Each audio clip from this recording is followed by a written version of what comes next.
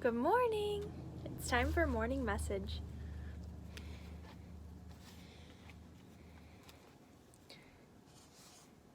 Good morning.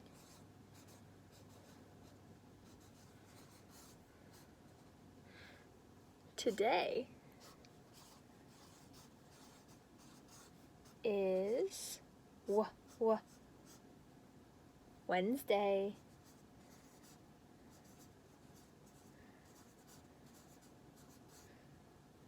Today we will read. Do you see what color I wrote in today? Purple. And today we're going to read Harold and the Purple Crayon. I didn't have any purple crayons in my house, so I had to use a purple marker. Harold and the Purple Crayon. One evening, after thinking about it for some time, Harold decided to go for a walk in the moonlight. There wasn't any moon, and Harold needed a moon for a walk in the moonlight, and he needed something to walk on. Notice he drew a moon and something to walk on. He made a long, straight path so he wouldn't get lost, and he set off on his walk, taking his purple crayon with him. But he didn't seem to be getting anywhere on the long, straight path. So he left the path for a shortcut across the field, and the moon went with him. So he crossed his path straight down, but then instead of going straight, he said, "I'm gonna go this way instead." The shortcut led right to where Harold thought a forest ought to be. He didn't want to get lost in the woods, so he made it a very small forest with just one tree in it. It turned out to be an apple tree. The apples would be very tasty, Harold thought, when they got red. What color are they right now? The inside is clear, but remember, he's using a purple crayon. So he put a frightening dragon under the tree to guard the apples. It was a terribly frightening dragon. It even frightened Harold. He backed away. His hand holding the purple crayon shook.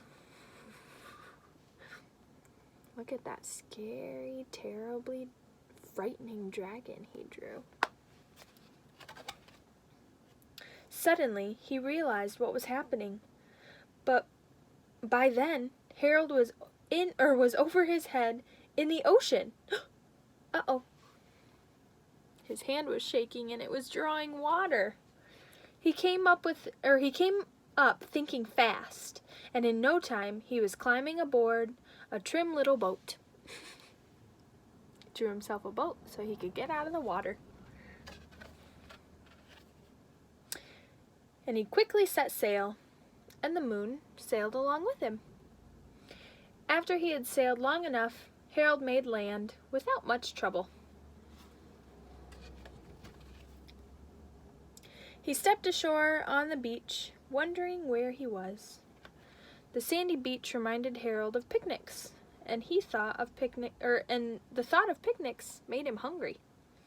So he laid out a nice, simple picnic lunch.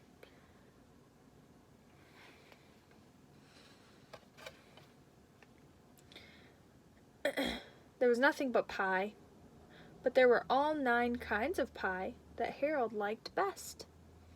When Harold finished his picnic, there was quite a lot left. He hated to see that much delicious pie go to waste. Looks like he ate some of the pies. I wonder what he's drawing. What do you think he'll draw? Let's see. So Harold left a very hungry moose and a deserving porcupine to finish it up. And off he went, looking for a hill to climb to see where he was. He drew a moose and a porcupine.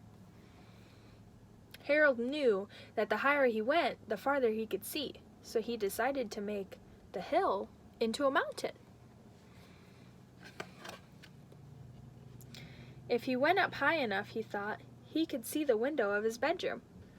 He was tired, and he felt he ought to be getting to bed. He hoped he could see his bedroom window from the top of the mountain.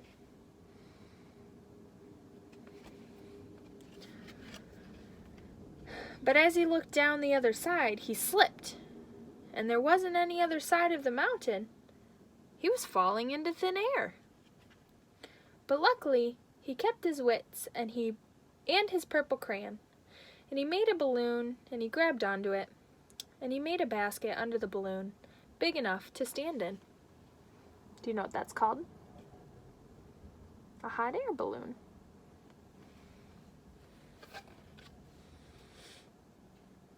He had a fine view from the balloon, but he couldn't see his window.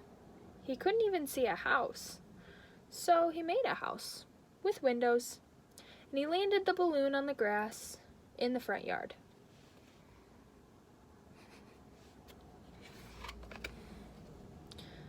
None of the windows was his window. He tried to think where his window ought to be. He made some more windows. He made a big building full of windows. I don't think any of those are his windows. He made lots of buildings full of windows.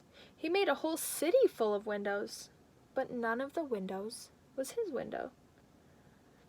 He couldn't think of where it might be. He decided to ask a policeman. The policeman pointed that way. Harold was going anyway. Oh, he pointed the way Harold was going anyway, but Harold thanked him. He pointed that way, and Harold was already going that way. And he walked along with the moon, wishing he was in his room and his bed. Then, suddenly, Harold remembered. He remembered where his bedroom was when there was a moon, and it was always right around the moon. He's drawing a window around the moon. And then Harold made his bed, and he got in it, and he drew up the covers. The purple crayon dropped to the floor, and Harold dropped off to sleep. The end. Harold went on an adventure. I wonder what adventures you guys will go on today, or what you could draw with a purple crayon, or with any other crayon, or colored pencil, or marker, or whatever you have around your house. I'd love to see what you guys have been up to. We love you, and we miss you, and I'll see you later.